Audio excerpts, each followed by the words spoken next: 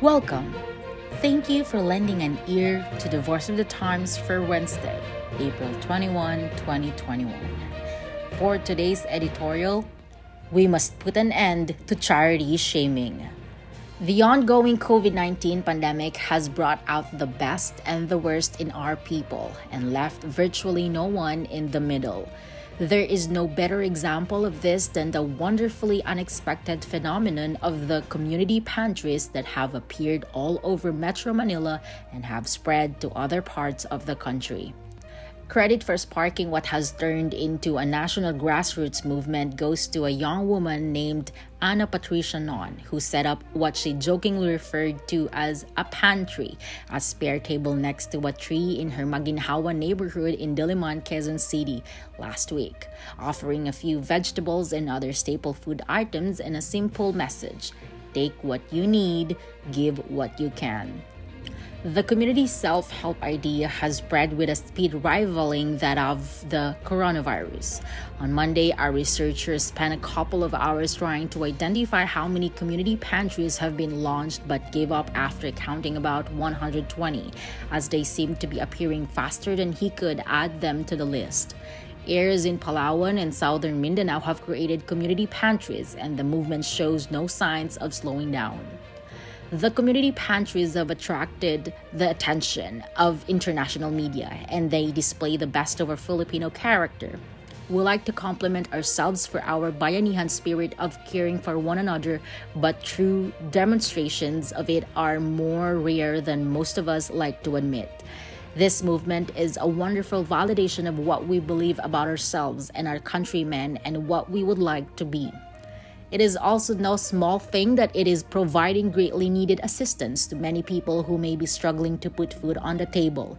Neighborhood organizers' creativity in gathering supplies to keep their community pantries stocked have also given opportunities to farmers and fisherfolk who have struggled to deliver their goods to markets. Some, out of their own sense of charity, have donated their surplus to community pantries, while others have benefited from customers purchasing their goods to do the same. In some places, the sharing has even expanded beyond food, with other necessities such as diapers and personal hygiene products being donated.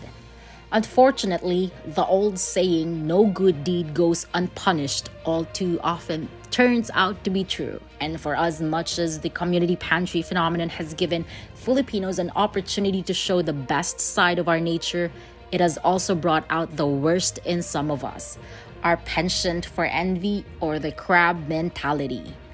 Not content to simply appreciate and admire the community pantry movement for what it is, some thoughtless people have sought to politicize the idea to foment discontent and disruption. Some have characterized it as a condemnation of government for not doing enough for citizens in need. That is unfair and disrespectful, not necessarily to the government, because it is proper to debate the government's actions, but to the very people who have shared their time, effort, and resources with their communities. The criticism implies that the people would not have compassion and concern for their neighbors under other circumstances, which is extremely uncharitable and cynical. Even more shameful have been some reactions from the opposite side of the political spectrum, some from official sources such as the National Task Force to End Local Armed Conflict or NTF-LCAC, and law enforcement officials attempting to red tag community pantries, dismissing them as a propaganda tool of the rebellious left. To be clear, such a misuse of charity should be aggressively stopped if it is discovered. However, to insinuate or make outright accusations that community pantry organizers are engaged in criminal activity is reckless and mocks the very spirit of Filipinos that even the highest offices of government have publicly praised, and deserves the harshest censure. There is never any shame in helping others, but there is nothing but shame in politicizing it, no matter where one sits on the ideological spectrum. The community pantries have shown that we, as a people, can be better than this. And that's the editorial for April 21, 2021.